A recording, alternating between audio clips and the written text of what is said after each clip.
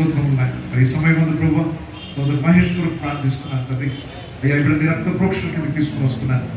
నీ అమూల్యమైన రక్తము చేత కడిగి పవిత్రపరిచి అయ్యా నమ్మకమైన సాక్షిగా నీ కొరకు అయ్యా వాడబడి నమ్మకమైన పాత్రగా ఇప్పుడు నిలబెట్టండి నాయన. అపవాదికి ఎక్కడ కూడా తన జీవితంలో చోటునివ్వకుండా అలా మంచి నమ్మకమైన దాసునాన్ని నీ నుండి మెప్పు బహుమానం పొందుకునే స్థితిలో ఉంచండి.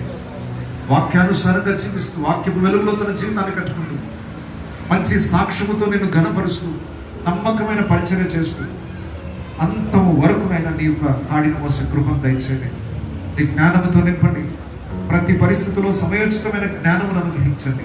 మన కుటుంబాన్ని కూడా ఆశీర్వాదకరమైన మార్గంలో నడిపించండి. వారి ద్వారా అనేక మంది నశించున్న ప్రజలను ఆ గ్రామములోని వెలుగులకు నడిపించండి. రక్త ప్రోక్షణ ఆ బిడ్డలపై ఉంచండి. నీ చిత్తమంతా ఆ బిడ్డల జీవితం నెరవేర్చండి. తండ్రి ఇక్కడున్న ఈ బిడ్డల్ని నాయన మానవులంగా మేము చేతి నుంచి ఈ బిడ్డల కొరకు ప్రార్థిస్తున్నాం. కానీ జీవాధిపతి నాయన నీ యొక్క ఆత్మ చేతి బిడ్డలను అభిషేకించి అయ్యా నీ గుణాతిశయంలో ప్రకటిస్తూ నీ రాజ్యమును వ్యాపింపచేయడానికి బలమైన సాధనములుగా బిడ్డలు వాడబడిన ఆయన ఈ బిడ్డల్ని ఎక్కడ కూడా అపవాదికి చోటు ఇవ్వకూడదు నాయన. ఒక మంచి నాయకత్వపు లక్షణాలు మీరు దయచేయండి.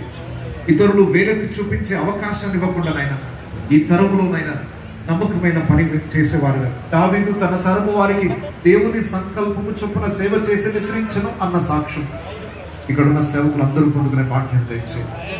మరి ఈ బిడ్డలు నీ కృపకు అప్పగిస్తున్నాను. నీ నామమును ఇప్పుడు నీకు ప్రతిష్ఠించుకోవచ్చు. యేసు పరిశుద్ధ నామములో ప్రార్థిస్తున్నాను తండ్రి. ఆమేన్. ఆ సిద్ధాంతం కూడా